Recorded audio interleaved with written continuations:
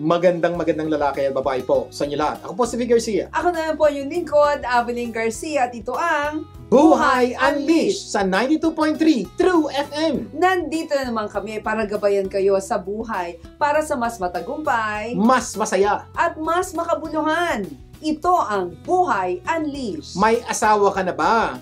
Kung wala pa, may bala ka pa bang mag-asawa? Kamusta na ang relasyon ninyong mag-asawa? Okay ba? Hindi okay? Sana okay na okay. Yan po yung panalangin po namin sa mga may karelasyon po ngayon. Sana okay na okay ang inyong pagsasama. But the good news, kung di naman po okay, may mga solusyon naman po para maging okay ang inyong pagsasama. Yes, hindi lang okay. Mas maganda okay na okay.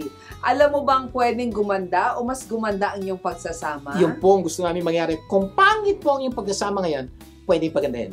Kung maganda na ang inyong pagsasama, pwede pang lalong pagandahin. Kaya ngayon, pag-uusapan natin kung ano-ano ang dapat gawin para mas mapaganda ang pagsasama ng mag-asawa. Kaya makinig po kayong mabuti dahil may mga tips po kami na pwede nyong gawin para mas lalong gumanda ang inyong pagsasama. Kaya lang, tips lang po ito. Kung di nyo gagawin, wala rin mangyayari. Sa ating episode na So happy together! Yung po gusto namin mangyari, that you'll be happy together. Sa ano ang action mo, pag-uusapan naman natin ano-anong magandang action kung hindi ka na masaya sa trabaho mo. Ay naku, napakadaming tao po ngayon ang dumadanas po sa ganyang sitwasyon na hindi na sila masaya. Sa isang pag-aaral nga po nabasa ko, mahigit daw pong 80% na mga empleyado hindi masaya sa trabaho at ang problema nila, Sir, ano ang gagawin ko kung hindi na ako masaya sa trabaho ko? Yan ang problema. Yes. Pero bago yan ha, simulan muna natin ang ating programa ng Believe It or Not segment. Itong parte ng ating programa na nagbibigay po kami ng mga paniniwala na pwedeng magpaganda ng buhay mo. Take note, ulit-ulitin po namin to ha. Yung i-share po namin sa inyo, pwedeng magpaganda ng buhay nyo. Pero hindi po sigurado. Kasi kung hindi nyo lang po paniniwala at gagawin, yung share po namin sa inyong paniniwala, wala po mangyayari. Yes. Ang Believe It or Not quote natin ngayon ay, happy people do not necessarily have the best things. They simply appreciate the things they have. Sabi yan ni Warren Buffett. Isa po sa pinakamayaman na tao sa buong mundo. So, ang pag-uusapan po natin ngayon yung taong masasaya. At base po kay Warren Buffett, ang masasayang tao daw ho ay hindi necessarily lahat ng gusto nila meron sila. Hindi po. Ang masasayang tao daw po, sabi ni Warren Buffett, ay simply kung ano yung meron sila, ina-appreciate nila at nagpapasalamat sila. Ito po ang good thing about this. Ibig sabihin, kahit sino, pwedeng sumaya. Mayaman, mahirap. Ikaw, habang nanonood ka sa amin, pwede ka sumaya. Kung paniniwalaan mo, yung paniniwalang sineshare namin sa iyo, na pwede kang maging masaya anuman estado ng iyong buhay. Oo, kung maa-appreciate mo lang, di ba? Dagdag pa nga ni Joyce Meyer dyan there's no happier person than a truly thankful, content person. So yun daw po, isang sikreto daw po para maging masaya at paano ma-appreciate yung mga bagay na meron ka. Ano yun? Ano man ang meron ka ngayon, tingnan mo. Salamat ka. Makontento ka sa meron ka ngayon. Oo. Meron kang asawa, pasalamat ka. Ang problema kaya tayo kuminsan hindi ka pasalamat. May asawa nga ako, pero ganito naman. May bahay nga naman ako, butas-butas naman. May kotse nga ako, madalas na masira. Kaya ka malungkot eh. Nakatungo ka doon sa mga pangit na meron ka. Ba't di mo na sabihin, salamat sa bahay, salamat sa kotse, salamat sa asawa ko. Ay, sasaya ka. Nakita ka na ba ng taong mayaman pero malungkot? Pero meron mga taong mahirap pero masaya. Yan. Yung po ibig namin sabihin sa inyo na may mga tao po ang yaman-yaman pero bakit malungkot? Kasi nga po hindi nila ma-appreciate yung meron sila. Meron silang pera, kulang pa. Pero may mga tao po, kukunti lang po meron sa buhay. Pero sasaya, bakit? They learn to appreciate kung ano yung konting meron sila. Yung po yung sikreto na paano sumaya sa buhay. Oo, kaya nga maganda yung isang quote trade your expectation for appreciation and the world changes for you. Ayan, maganda po paalala po ni Anthony Robbins po ha. You trade your expectation with appreciation. Ano yun? Palitan mo daw yung expectation mo ng pagkapasalamat. Kaya ka palaging naiinis eh. Dapat sana ganito. Dapat ginawa niya to. Dapat ganito nangyari. Kada dapat at kasasana mo, lumulungkot ka. Anong dapat? Dapat daw yung mga dapat na mangyari, pasalamatan mo ng appreciation. Ay, thank you. Palitan mo. Itong oo. bagay na to nangyari. Eh, thank you. Sabihin, yung mga nangyari, yun ang pasalamatan mo. Huwag yung hindi nangyari, doon ka nakatingin, kaya palagi ka malungkot eh. Oo, tama eh. Isa pang paalala, appreciate the people around you if you don't show appreciation to those that deserve it. Diba? They learn to stop doing the things you appreciate. Yan po ang mangyayari po. Pag meron po mga taong nandyan sa paligid mo, at hindi mo in-appreciate, hindi mo pinasalamatan, one day po magtataka kayo, yung mga dating ginagawa nila na nakakatulong sa'yo, Hindi na hindi nila nila ginagawa. Bakit? Feeling nila, hindi mo na-appreciate yung ginagawa nila, ba't pa nila gagawin? Kaya napaka-importante po, learn to appreciate the people, even the simple things you're doing. Say thank you. Yes. Kasi a person who feels appreciated will always do more than what is expected. Yung po, kaya napaka-importante po Oo. yung simpleng thank you. Ay, naku, paul. Ay, honey, ang sarap-sarap na pagkain mo. Lalo siya mag-iisip ng maraming pagkain na tunay na masarap naman. Na, sasaya ka. Yung anak mo, anak, salamat sa pagtulong mo sa akin. Pila pa ako ng tumayo, tinulong. Ay, every time makita niya, tatayo ka pa lang, nandiyan na siya. So my point is, learn to appreciate. Kaya And you'll be happy. Kaya kahit ano man ang yung kalagayan o pinagdadaanan, pwede kang maging masaya. Kung paniniwalaan mo yung sineshare namin sa inyo na believe it or not, not. dapat doon kayo sa believe it. Paniwalaan nyo po that happy people do not necessarily have the best things in life. They simply appreciate the things they have in life. Yes. At syempre, pag na-appreciate mo yung meron ka, masasaya ka. Yun po sana gawin nyo para mula sa araw na to at sa susunod pang araw ng buhay nyo, masaya kayo. Bakit? Marami kang palaging pwedeng pasalamatan na meron ka ngayon. Be thankful and be grateful. Magbabalik pa ang Buhay Unleashed. Huwag bibitiw! Nagbabalik ang Buhay Unleashed. Ako po si Vic Garcia. At Ameline Garcia. Dadako na tayo sa ikaw mismo. Anong action mo segment? Tandaan natin ha, you are what you do, not what you say you will do. Ito'y paulit-ulit po namin sinasabi sa inyo. Hindi pwedeng puro ngawa, dapat may gawa. Ikaw ay produkto ng iyong mga ginagawa, hindi na yung mga sinasabi. Kasi nga po may mga tao, dak-dak ng dak-dak. At ito dapat gawin, ito dapat gawin, ito gagawin ko. Wala namang ginawa. Tapos nagtataka pa siya, ba't hindi gumaganda buhay niya? Because you're a product of not what you say, it's what you do that change your life. Sa segment na ito, hahanapan natin ng aksyon ang mga sitwasyon na nangangailangan ng solusyon. Yan, anumang sitwasyon nandun po kayo, may solusyon yan. Kaya lang kung minsan hindi nyo alam. Kaya dapat hahanap tayo at kailangan po magtulong-tulungan tayo para makahanap tayo ng aksyon sa anumang sitwasyon na meron po kayo. Ang sitwasyon natin sa araw na to ay ano-ano ang magandang aksyon kung hindi na masaya sa trabaho mo. Yan. Sir Vic, ikaw, anong aksyon mo? Okay. Ano-ano magandang aksyon kung hindi ka na masaya sa trabaho mo? Magandang tanong yan. Dahil sa totoo po, napakarami pong empleyado ngayon ang hindi masaya sa trabaho at nag-iisip na kung anong magandang aksyon sa kanilang sitwasyon. May mga taong nagbabalak na po mag-resign. Yes. Yan po, isa sa nakikita nilang solusyon sa kanilang problema. Okay, ito pa napaka-importante. Kung yan ang sitwasyon mo ngayon, ito lang gagawin mo. Alamin mo kung bakit hindi ka na masaya sa trabaho mo. Pag nalaman mo kung ano ang nagpapalungkot sa'yo, alam niyo po mangyari, malalaman mo na kung anong susunod mong aksyon. Magkakaintindihan, ha? So, ang tanong niyo kasi kung ano yung gagawin. Ito na po. Ang una at simpleng gagawin niya, bakit ka ba hindi masaya o ano ba ang nagpapalungkot sa sitwasyon mo? So, isip. So, baka naman pagod ka lang. Yan, pwede yan. Diba? Kasi kapag pagod, wag kang sumuko. Magpahinga. Baka pagbalik mo, okay ka na. Kasi baka yun ang dahilan bakit sinasabi niya na, naku, hindi na ako masaya, pagod lang Totoo pala. po yan. Pag pagod ka po sa trabaho, normal hindi ka masaya. Kaya dalasan po, ang problema, akala nila pag pagod na, ay, pag-i-resign na ako, tigil na to, ayoko nang gawin to.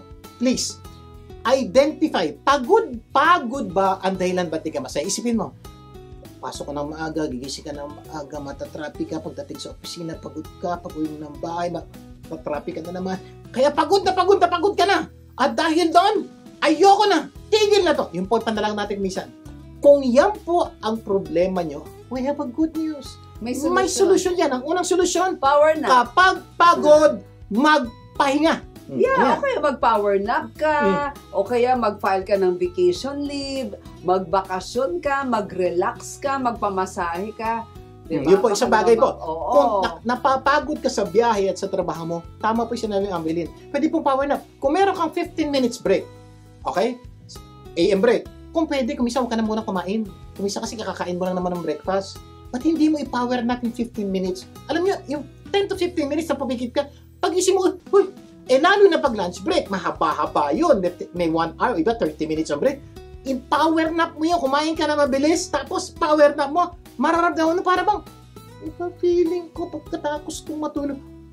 Take note, science po ito, pinag-aralan po that power nap is very good sa ating pangangalaga. Alam mo, kanina may kausap nga ako sa telepono. Sabi niya, grabe talagang pagod na daw siya sa trabaho. Tapos nagda-drive pa siya ng malayo. So ginawa niya, nag-nap daw siya ng 15 minutes. No, tabi mo lang. Oo. And then after that, na-recharge na siya. Instead na at that time, sumuko ka na, ayaw mo na. May ibang tao Diba? naman po kasi kaya napapagod ito. Biyabahay papuntang opisina. Ano ginagawa? Tingin ng cellphone. Tapos takas siya, ba't pagdating na opisina, pagod siya? Pagod na. Ba't hindi ka matulog sa biyahe? Oo. Pauwi, ganun din kami po. Dati, pag sumasakay po kami ng bus, dati tulog lang ginagawa mo kasi wala ka ba? Dahil may cellphone na ngayon, pwede manood ng movie. Napapagod ka kuminsan po. Isang tabi niyo muna yung cellphone. Ipahinga niyo po yung oras na yun. Makikita niyo, ang laki po ng pagbabago sa inyo, pakiramdam at malamang di na kayo malungkot. O baka naman may nakasamaan ka ng loob. Diba? Kaya dagdag ko lang sinasabi, kanina, hindi ka na masaya. Kuminsan pagpagod yun, mag-vacation leave, pwede ka pong... Yes, na-mention ko nga kanina. Pwede nyo pong gawin yun, Oo. pwede huwag kayong pumasok muna ng Sabado. Bakasyon, oo. Magbakasyon, pahinga na sa 2 araw, malaki po ang tulong nun at pagbalik mo, baka masaya ka na. Oo. Ito naman isang problema. Ito, bakit ka hindi na masaya? Baka naman meron kang nakasamaan ng loob Yeah. sa opisina, di ba? Boss mo, o kaya subordinate mo. Kapag masama ang loob, edi itama ang loob, Yeah. di ba? Kung kailangan magpatawad. Kung kailangan humingi ng tawad, edi humingi ng tawad. Kapag tama ang loob mo, malamang sasaya ka na. Kaya nga, Gaya nung dati. sabi nga po ni Mama Abilin, ko na Mama Abilin, pag masama ang loob, itama ang loob. Yes. Ano man ang sitwasyon mo, galit ka, inis ka, normally pong masama loob mo eh. At kadalasan po, ang kailangan po sa sama ng loob, pagpapatawad. Yes. Patawarin mo yung taong nang inis sa'yo, nagpasarkay sa'yo, nang down sa inyo, nagkaya sa'yo. At dahil po itong mga bagay na to, parang feeling mo, ayoko na trabaho ito, hindi na ako masaya. Hindi po. Ang ugat po nun kasi, hindi ka mapagpatawad. O kaya, may nagawa kang mali. At every time makikita mo yung taong yun, parang nahihiya ka. Parang napapagod ka pag nakikita mo siya dahil alam mo may kasalanan ka. Ano mangyari doon? Hindi ka na masaya. Tama.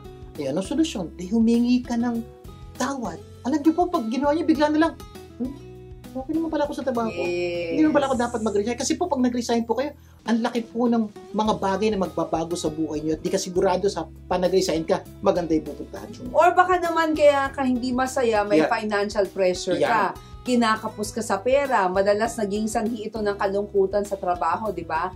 Ang dapat mong gawin ay ihiwalay mo ang problema mo sa pera sa trabaho. Yeah, so, Kasi baka lalong lumaki ang problema. May problema ka na sa pera, baka mawalan ka pa ng trabaho. Alam mo bang pwedeng maging masaya sa trabaho kahit na may problema ka Yeah. sa pera? kadalasan po, ang dahilan bakit may mga taong malungkot ito, habang nagtatrabaho, ano pambayad ng kuryente, pambayad ng... So, feeling niya, yung trabaho ang dahilan, ba't siya malungkot? Hindi po. Ay nagpapalungkot sa'yo yung mga problema mo. Yung trabaho Financial mo, pressures. walang connection sa problema mo sa pera na nagpapalungkot Oo. sa'yo. So, ang unang-una mong gagawin, ihiwalay mo yung problema sa pera sa trabaho. Kasi tama po siya na ni Ma'am Avelin, ang masakit po, akala mo yung trabaho mo ang problema, baba kasi nasweldo dito, kaya marami kang problema sa pera. Hello, magastos ka kasi, kaya marami kang problema sa pera. Ang mangyayari, mag-resign ka. E di lalo lalaki problema sa pera dahil ilang araw ka walang trabaho. Magpapatong-patong, mangungutang ka, isang araw magugulat ka na, ay mas malaki problema ko sa pera. Correct. So una-una, ihiwalay yung problema sa pera sa problema sa trabaho. Or baka hindi ka masaya kasi baka may hinahanap ka na hindi mo makita sa trabaho mo ngayon. So, seryosohin mong pag-isipan ng mga hinahanap mo, di ba? O baka maghanap ka ng ibang trabaho na sasaya ka o dapat siguro magsimula ka ng sarili mong negosyo. Yan, Those may things, mga diba? pagkakataon naman po talaga, kaya hindi ka masaya ito. May hinahanap ka na hindi mo Nawala doon. makita. Oo. May gusto mong maramdaman na hindi mo maramdaman sa trabaho mo. May mga pagkakataon pong ganon. Pag ganon po ang sitwasyon, baka pwede mo nang i-consider maghanap ng ibang trabaho o baka naman ang puso mo ay talaga gusto mo na magnegosyo. So, seryosohin mo, sabi nga mabili, seryosohin mong panalangin, pag-isipan, Lord, at panalangin. Ito po importante ha. Lord, mag-i-resign na ba ako? Tatayo ba ako? Ano ba yun? So, hingin mo po yung tulong ng Diyos sa sitwasyong ito, makakatulong. Tama sinabi mo. Bago ka gumawa ng anumang malaking desisyon, Lalo na yung pag-i-resign. oo, humingi ka ng gabay sa Diyos na nakakaalam ng pinakamaganda para sa buhay mo. So, sa mga pagod na sa trabaho, hindi na masaya sa trabaho, yan po yung mga bagay na pwede nyo. O, recap lang ha, ano magandang aksyon kung hindi ka na masaya sa trabaho mo. Simpleng-simple, alamin mo kung bakit hindi ka masaya. Pag nalaman mo na kung bakit hindi ka masaya, solusyonan mo yon. At kadalasan po, hindi resignation ang solusyon pag hindi ka na masaya sa trabaho. Yes, malamang hindi namin alam kung bakit ka malungkot sa trabaho. Pero anuman ang yung dahilan, kailangan mo itong malaman. Kapag alam mo na yung dahilan, madali mo na itong masusolusyonan. Kung kailangan mo pa ng dagdag ng tulong, please itanong mo lang sa amin, padala lang kayo ng message sa aming YouTube channel or sa Facebook account ng Buhay Unleashed. Sana marami kayong natutunan sa ating mga pinag-usapan. Mamaya, sa itanong mo lang segment, pag-uusapan natin ano-ano ang dapat gawin para mas mapaganda ang pagsasama ng mag-asawa. Magbabalik pa ang Buhay Unleashed. Diyan lang kayo. Nagbabalik ang Buhay Unleashed. Vic Garcia po muli. At Abiling Garcia. Dadapo na tayo sa pinakahihintay mong segment na itanong mo lang. Dahil ang paniniwala po namin, when you don't know, don't guess. Sa Ask. Tagalog, kapag hindi mo alam, huwag mahula. Itanong mo lang. Yan. Yes. Kapamilya, may asawa ka na ba? Kumusta na ang inyong pagsasama? Kung wala pa, may bala ka pa bang mag-asawa? Ayon sa aming pag-aaral, meron daw 4 na klaseng mag-asawa. So, hanapin ninyo kung nasaan kayo. Okay. Una, Masaya at tunay na nagmamahalan. ayan, ito po yung mga ideal na mag-asawa. Gusto niyo yung nakita ang saya-saya nila, tunay silang nagsasama na maayos, ang ganda-ganda ng buhay. Yan ang gusto natin. Yes. Normally, ang theme song ng mga tao nito ay I love you more today than yesterday. Oh, ano? Yung susunod na linya. But not as much as tomorrow. So, yan po yung mga taong truly in love. At yan po yung pangarap ng halos lahat na mag-asawa. Tunay na masaya at nagmamahal. Mantakin mo, I love you more today than yesterday ba naman ang theme song mo? Diba? Pangalawa ng klase ng relasyon ng mag-asawa. Ito yung mga mag-asawa na malapit ng maghiwalay. Yan ang problema. At malamang ang theme song nila ay Just once. Ano yun? Ito yung lyrics yun. I did my best, Correct. but I guess my best was not good enough. Cause here we are right where we were before. Seems nothing ever changes. We're back on being strangers, wondering if we ought to stay or head out the door. Ano siya? Palabas na. Just once. Ayan. Ito po yung mga taong nagbibilang na. Isa ka na lang. Pag inulit mo pa yan, hihiwalayan na kita. Ayan. Tanong, may kilala ba kayo mag-asawa ganyan? Malapit na maghiwalay. O baka kayo na yun. Malapit na kayong maghiwalay. Kaya sabi nga nung kanta, di ba? Back where we were before. Na parang Since stranger nothing na sila. ever changes. Na naman Wondering nagbabago. if we ought to stay or head on out the door. Kaya ang sabi niya, Isa ka na lang sa just Tagalog. once. Pangatlong klase ng pagsasama. Ito yung hiwalay Ayan. na. May mga mag-asawa po ngayon na inis na, naasar na, kahiwalay na. Oo. Pwede ba po silang hindi pa legally separated? Kasi mahal ang annulment, ano? Hindi pa legally separated, pero hindi na po sila nagsasama. Yan po yung isa. Kung minsan naman, hindi na sila nagsasama, may kasama na silang Nako. iba. Or kung minsan naman, legally separated na, may kanya-kanya nilang bagong asawa. Yan po yung mga hiwalay na. Malamang ang theme song mo ay Saan? Saan ako nagkamali? Ito yung mga tao bang feeling na kasi po, ito yung mga tao nag-invest ng 10, 15, 20 years sa kanilang relasyon. Tapos, maghihiwalay, di ba? Parang, kuminsan, kahit hiwalay na kayo, biglang babalik sa'yo. Paano ako nagkamali? Ba't kami naghiwalay? Kuminsan, tinatanong mo po yun sa iyong sarili. Para sa mo, saan ako nagkamali ang puso ko? Ngayon sawi? Oo, ngayon sawi. Naku. Pang-apat na klase. Ito yung mga mag-asawang nagtitiisan na lang. Ayan, ito po yung mga mag-asawang magkasama pa sa bahay. Pero inis na sa isa't isa. Walang balak maghiwalay. Maybe because kanilang mga anak o because sa kanilang reliyon. Sabi ng Diyos, sabi ng simbahan. O kaya, dahil sa kanilang kayamanan, ang hirap paghiwalayin ng kayamanan. Masyadong madami. So what happens is, nagtitiisan po sila sa isa't isa. May kilala ba kayong ganyan? Ay, nako. May isa pa magtitiisan. May iba naman, nagtitiisan ito. Wala po silang third party. Talaga, pinagtitiisan nila, makasama sila sa loob bahay, pero gigil na sila sa isa't isa. Ikaw ba yan? Ang masakit na katotohanan, maraming mag-asawa ngayon ang nagtitiisan na lang. Sa totoo lang po, kung pag-aaralan po natin yung apat, yung una yung nagmamahalan, pangalawa po ay yung malapit na maghiwalay, pangatlo hiwalay na. Ito nagtitiisan na lang. Sa totoo lang po sa aming pag-aaral, ang pinakamaraming grupo ay mga nagtitiisan na lang. Yung talagang ayaw na sa isa't isa pero nagtitiis na lang. Yes. Hindi po maganda yun. Kaya sana makinig po kayo mabuti. Anumang sitwasyon nando kayo, anumang party, anong classification kayo, makinig kayo dahil may solusyon pa yan. Kaya ikaw, kamusta ang iyong pagsasama? Kaya ikaw mismo, kung minsan, right na habang nakikinig kayo sa amin, nanonood sa kayo sa amin, ay naku, asawa ko, ay, yung kaibigan ko ganyan, yung pinsan ko ganyan. Kung may asawa po kayo, huwag nyo muna silang intindihin. Intindihin nyo po sila mamaya pagkatapos ng programang ito. I-share nyo po tong video na to sa kanila. But habang nanonood at nakikinig ng programang ito, ay intindihin nyo kayo. Kasi yun po ang pinaka-importante relasyon sa buhay nyo. Yes. Yung relasyon nyo sa asawa nyo.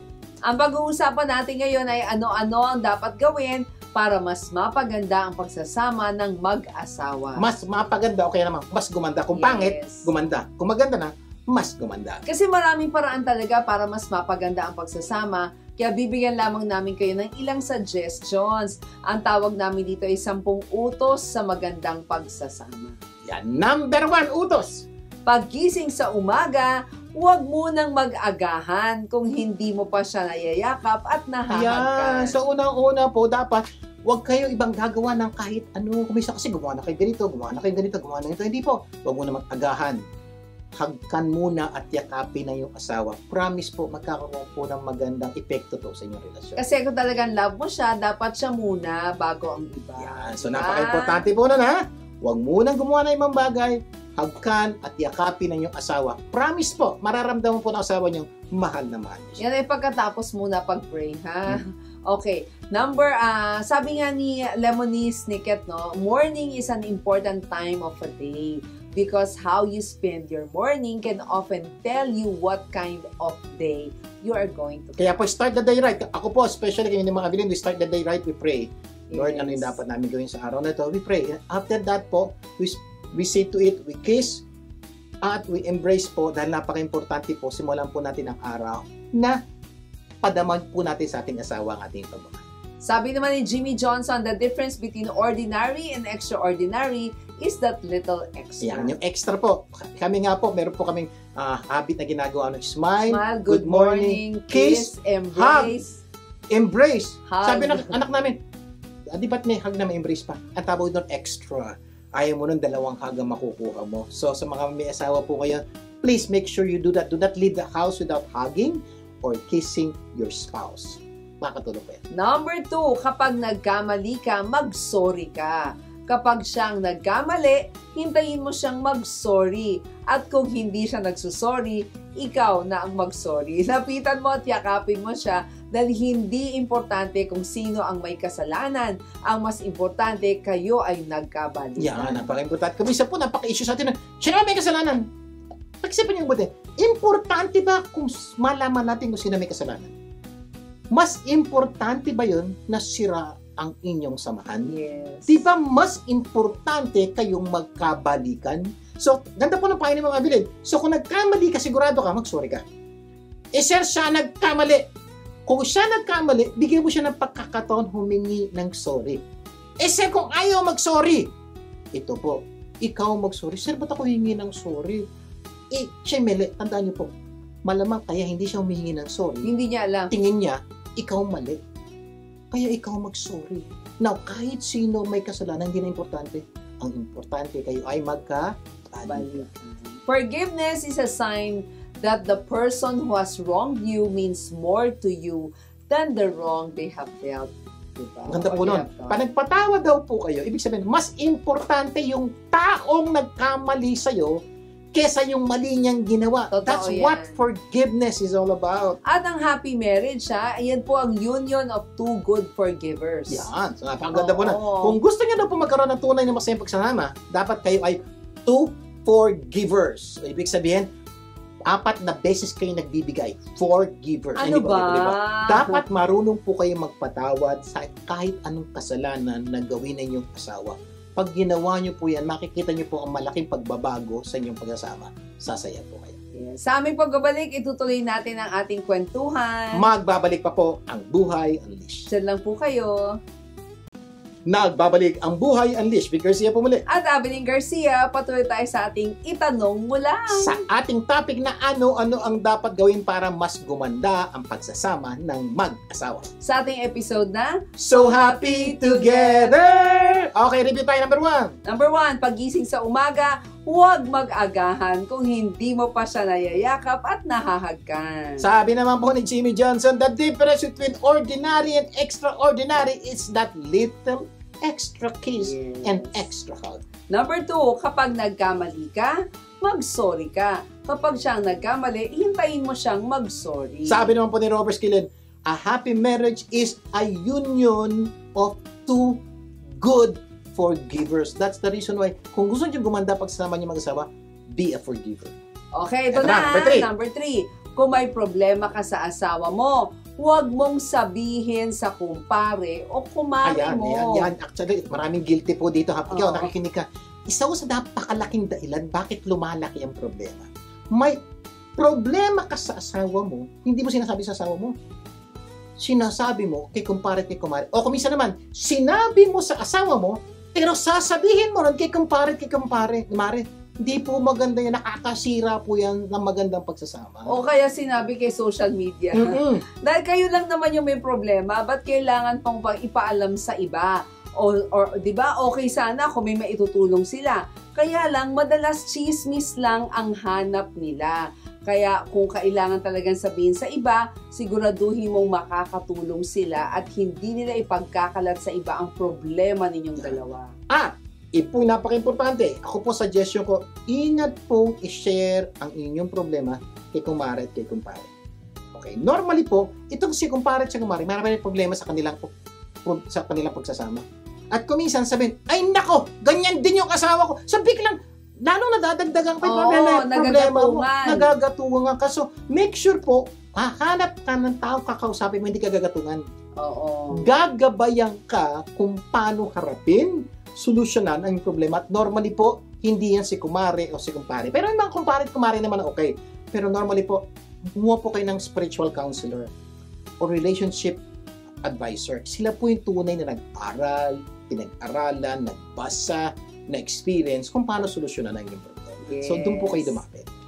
Number 4, kapag may taong aaligid-ligid, huwag mong hayaan kayo'y maiwan sa isang silid. Yan po, mga lalaki lalo na po. Kuminsan, may mga pagkakataon po talaga na may lalaking aali-aligid sa atin. O, sa babae meron Kahit din. na may asawa na, di ba? may asawa na. May aaligid-aligid.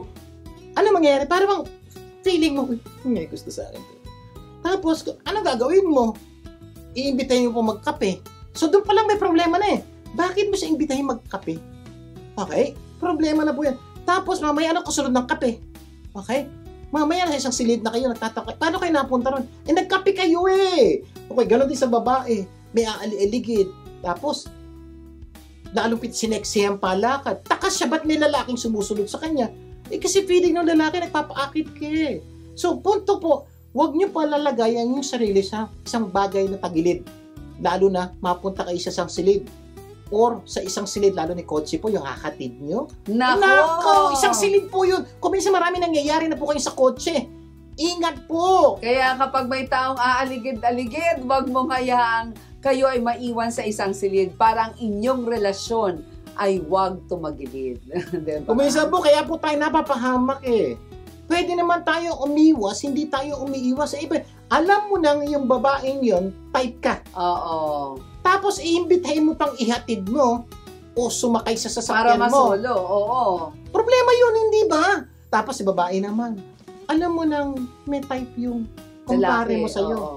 O yun na lang. Tapos tatawagan mo pa, hello, pwede bang tulungan mo yung may problema ako dito sa bahay? Naku po. Ay nako, alam mo nang yung mga ganung bagay, ang iiwasan nyo. Kasi po, dyan po nagsisimula ang lahat ng milagro. Okay? Mga problema. So, please, iwas. Number 5. Number 5, kung pinaghahandaan mo ang pagpasok sa trabaho, paghandaan mo rin ang pag-uwi mo sa asawa Ayan. mo. So, mababae, malalaki, pwede ito. So, normally, lalaki muna tayo. Lalaki, di ba? Normally, bago ka pumasok sa trabaho, ano ginagawa mo? Naliligo, Ano pa? nagbibihis, Ano pa? kumakain. Bakit kumakain? Para magkaroon ng lakas. May strength ka at marami pang iba, di ba? Kaya ka kumakain para may lakas ka. Pagdating sa trabaho, makakapagbigay ka ng Yes. todo sa trabaho mo. Ang ibig sabihin yan, pinaghahandaan mo ang iyong trabaho. Ang hiling ko, kailan mo huling pinaghandaan ang pag-uwi mo sa asawa mo? Sir, ba't ko kailangan paghandaan ang pag-uwi ko sa syempre, trabaho? para magampanan mo rin yung pagiging mabuting asawa mo. Ayan. Kumisan po kasi may mga babae, nagreklamo. Pag-uwi ng asawa ko, pagod na, wala na kami na pag-uusapan. Wala na. So para bang wala na? Magkasama nga kami ng 10 oras. Pero halos lahat ng tulog siya. Ito problema po. Bakit ka ba nagtatrabaho? Di ba para sa pamilya mo? At isa doon asawa mo? Tama. Kailan mo huling pinaghandaan ang pag-uwi mo sa asawa mo? Sir, paano paghandaan ang pag-uwi sa asawa? Number 1, pag-uwi mo sa asawa mo, siguraduhin mo hindi na ubos ang lakas mo sa trabaho. Mag-reserve ka. Number 2, kung pwede ka magpunas, magpalit ng damit, mag-toothbrush, pag-uwi mo, pag-kiss mo sa asawa mo, fresh ka naman. Fresh ka. O kung hindi naman talagang ganon, at least pagdating ng bahay, maligo ka kagad para pagtabi mo sa asawa mo, fresh na fresh ka. Sa totoo lang, may mga lalaki, ikaw gano'ng karami sa inyo hindi naliligo bago matulog o hindi naliligo bago tabihan ng asawa niyo? Tama ba yun? Mag-isip ka? Minsan naman kasi yung babae rin, amoy naman O yan, sibuyas. mga babae. Sibuyas, Paano mo paghahandaan ang pag-uwi ng asawa mo o pag-uwi mo sa di asawa? ba, pag bago umuwi ang asawa mo, hanggat maaari, paghandaan mo, mabango ka naman. Ibig sabihin, dapat tapos ka na magluto at nakapaligo ka na. Oo, Yan. kasi baka dumikit sa katawan mo yung amoy bawang, sibuyas, di ba? May mga babae naman po, Paghandaan kung din. nagtatrabaho naman, paano paghahandaan ng pag-uwi kay mister? Yes. So, mag-ipon ka, mag-nap, ang tawag doon, power nap, para naman pag dumating si mister, may lakas ka. Ibig sabihin po, huwag ubusin ng lakas. Huwag ubusin lahat ng pasensya. Kung minsan kasi inuubos natin ang pasensya sa opisina. Pagdating ng bahay, isang pagkakamali ng mister, galit. Isang pagkakamali ni Mrs. galit. Bakit? Inubos nyo lahat ng pasensya sa trabaho. Hindi po, maganda yun. Huwag uubusin lahat ng pasensya, magtira para sa bahay. Number 6, ang pera niya, pera mo. Ang pera mo, pera nyo. Yan. Kaya kung talagang mahal mo ang asawa mo, dapat ipagkatiwala ang lahat ng meron ka. Yan po, isa-usang tunay na magpapakita na mahal mo siya, na pagkakatiwala mo yung pera. Kumisan po, alam niyo, marami yung mag-asawa ngayon. May pera si mister, may pera, May pera si Mrs. Mrs. Oo. Ito hindi ko maintindihan. Di ba kasal na kayo? Ay, hindi ba nung kinasal kayo, ang sabi nyo nagkasal sa inyo, and that two shall become one. Ibig sabihin, yung buhay ng dalawang tao magiging isa.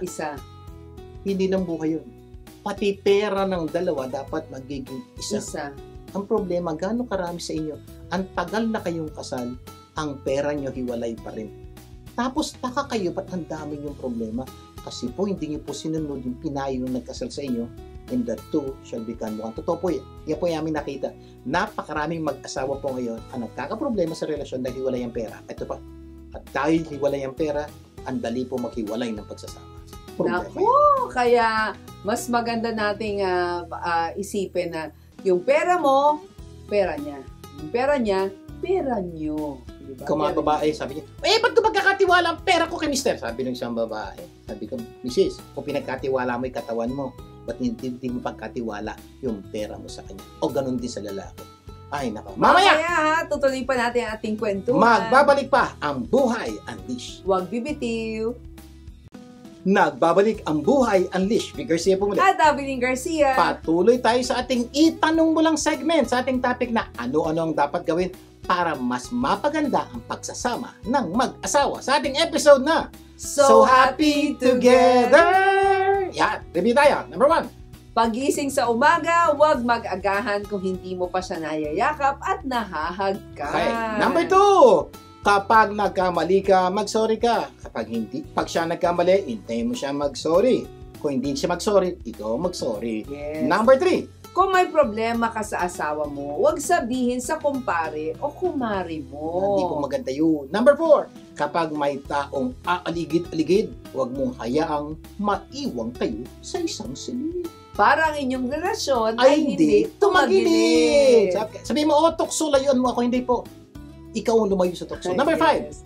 Kung pinaghahandaan mo ang pagpasok mo sa trabaho, paghandaan mo rin ang pag-uwi mo sa asawa mo. Yeah, para ka dapat Boy Scout, Girl Scout, lagi kayong handa. Number 6. Ang pera niya, pera mo. Ang pera mo, dapat pera niya. So, nagawin niyo po kung hindi niyo pa ginagawa, tawag po dyan, kung may conjugal property, dapat may conjugal spending at conjugal money. Number 7 tayo. May mga pagkakataong parang mali ang ibigin siya. Parang lang yon, pero siguraduhin mali kapag umibig ka sa iba. Yan, may mga pagkakataon po, dumarating po sa mag-asawa, yung para pag may malaki kayong pinagsamahan, ay isip mo, parang mali ang inibig ko siya. Totoo po yan, may mga pagkakataon po nangyayari po yan. Pero parang lang. Pero siguradong mali pag umibig ka sa iba.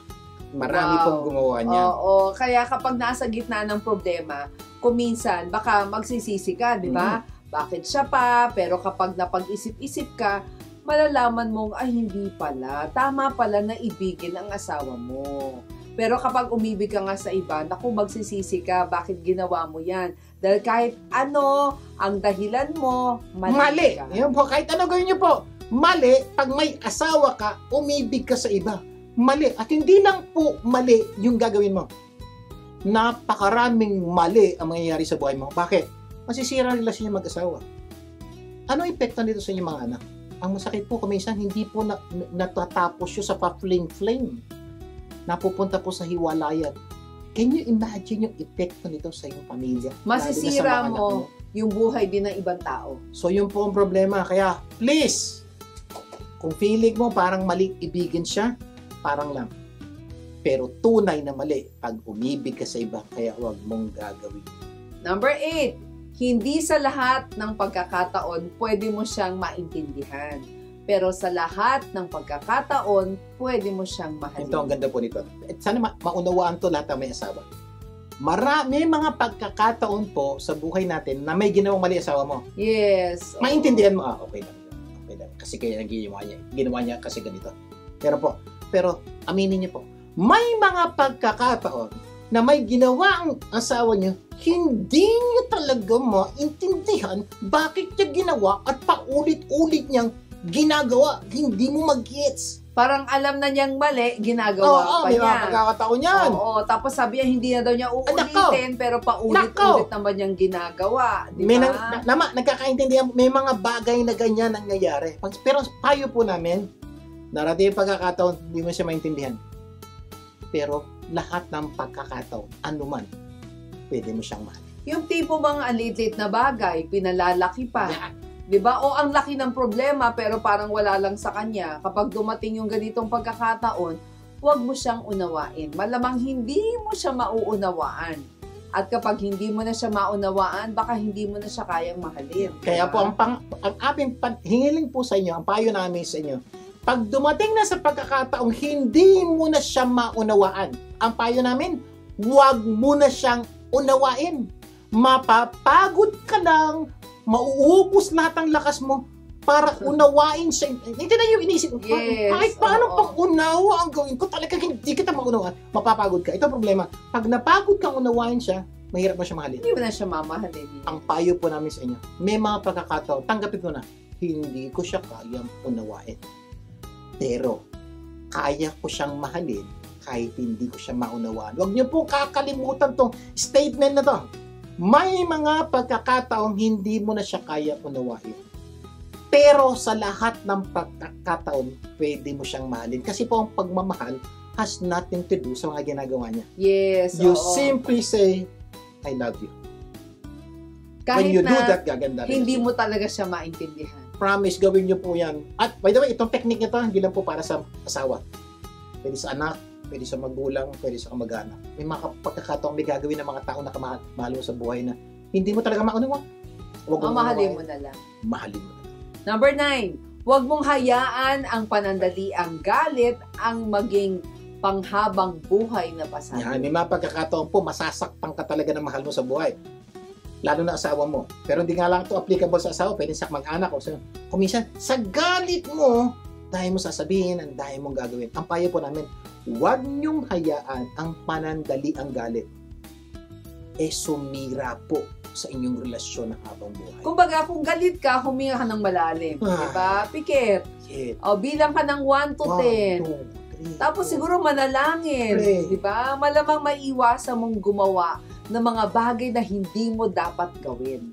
At sigurado po, darating sa sitwasyon ng mag-asawa na magagalit ka. Oo. Huwag mo lang ilalabas ang galit mo sa pananalita at sa iyong katawan dahil baka may magawa kang maging katapusan ng iyong relasyon. Number 10. Bago matulog, manalangin sa Diyos. Ang inyong idulog, ang inyong relasyon para ito ay maayos. Totoo po, isa pong napakalaking gandang sekreto po sa pagsasama. Huwag niyo piliting kayo lang po ang magsama. Yes. Yung love nyo, mauubos. The good news is, kung gusto niyo maging maayos ang inyong pagsasama, humingi po kayo ng love na hindi nauubos. At yung love po na yan galing sa Diyos because God is love. Hindi po siya naubusan ng love. Ano ibig sabihin nun? Pagmamahal ng Diyos na sa inyo, kahit di nyo na maintindihan, mamahalin nyo pa rin. Yes. At yung po ang kailangan natin sa maayos, masaya, at magandang pagsasama. Kaya nga, sabi nga nung kanta, there's no problem too big, God cannot solve it. There is no mountain too tall, God cannot move it. There is no storm too dark, God cannot calm it. There is no sorrow too deep, He cannot soothe it. If He carried the weight of the world upon His shoulders, I know that He will carry. Ano po ibig sabihin nun? Ano yung pinagdadaanan? Ano mang problema? Pag nilapit nyo po sa Diyos, tutulungan po kayo ng Diyos. Take note, He will be the one to carry whatever problem you have right now. Kung lalapit po kayo sa Kanya at hingin ng tulong, malamang maisalba po ng Diyos ang inyong pagsasama. Sana marami to tayong natutunan ha sa ating pinag-usapan ngayon. At next week, mas marami pa tayong pag-uusapan, kaya imbitahin po lahat yung mga mag-anak na manood po ng Buhay Unleashed. Closing prayer tayo. Ang mga nasa langit, maraming po salamat sa pagpapaalala niyo po sa amin na pwedeng kumanda ang aming pagsama o lalong kumanda. Lalo na po sa awa, tulong at gabay niyo. Tunay na gaganda ang aming pagsasama. Patuloy niyo po kaming gabayan na anuman po ang sitwasyon ng aming buhay. Lahat na ito'y dalangin namin sa pangalan ni Jesus.